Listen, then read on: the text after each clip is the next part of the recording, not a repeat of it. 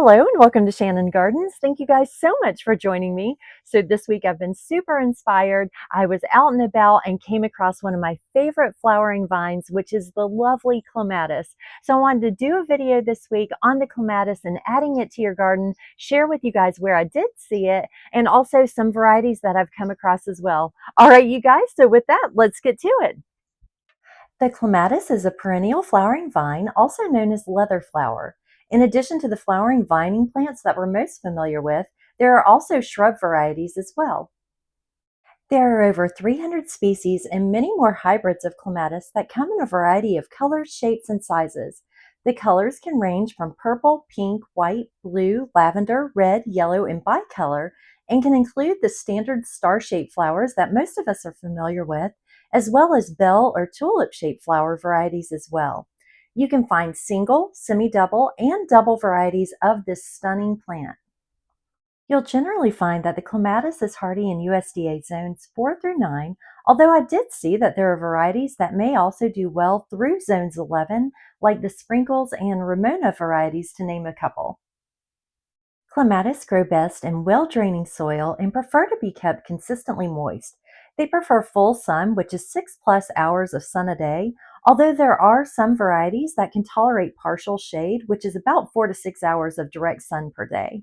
With our hot summers in my area in zone 7B, 8A in Georgia, I found that they do particularly well when they get sun through the majority of the day, but shade later in the afternoon when the sun is at its hottest.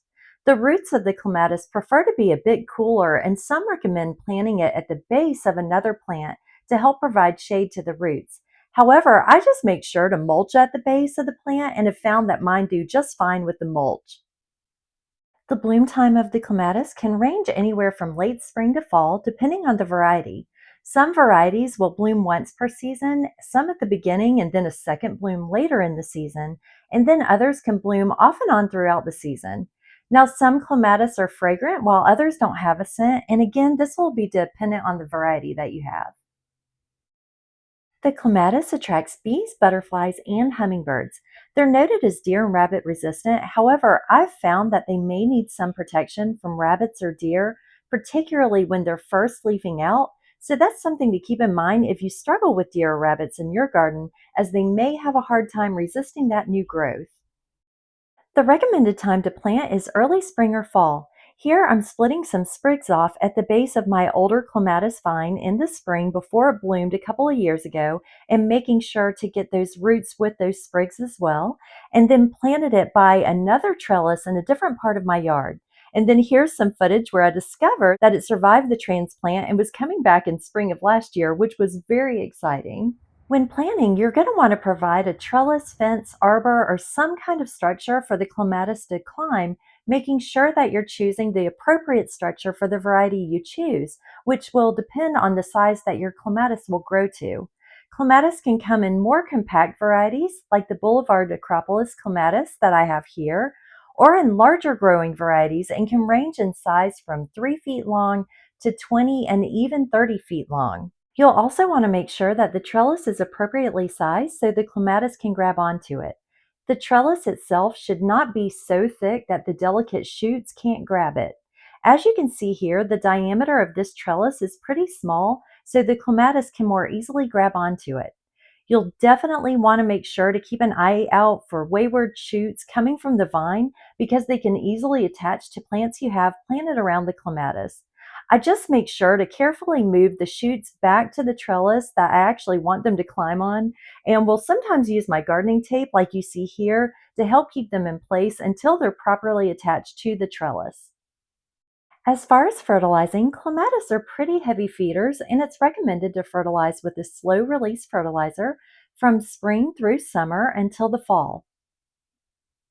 While I'm admittedly not particularly great about pruning my plants in general, I will clean up my older clematis when I feel like it's too dense.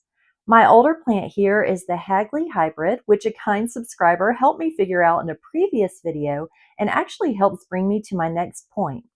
I had this clematis for years and years and couldn't remember, nor could I find the tag that would actually show the variety I had planted. And for a long time, I just pruned based on observing when it bloomed to determine when I thought it should be done. I found, though, that there are three different types or groups that clematis fall under when discussing the timing and how to prune, so you'll want to make sure you know the variety of clematis that you have before you begin so you can prune at the appropriate time. The timing of pruning depends on when they bloom and whether they grow on old growth, new and old growth, which is the category that many clematis fall under, and then new growth only. To give an example, these are varieties that I just found a couple of days ago at my local Home Depot. You'll see that there's a letter on the card in the bottom left-hand corner, which is labeled as Group A, B, or C, and that corresponds with the pruning timing. On the back of this label, there are instructions for the corresponding group that the vines fall into, although there are also instructions online corresponding with these groups as well.